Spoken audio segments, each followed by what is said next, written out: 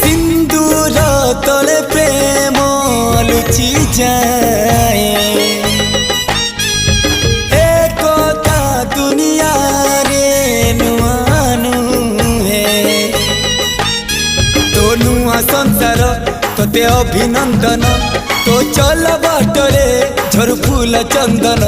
तो चल बाटरे झर फूल चंदन समयर चक्का भौरी घुरे घुरे फुले कांदनालो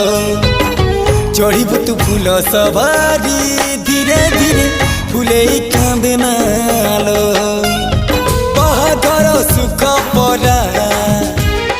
विधाता देइछि तोते विरह वेदना सब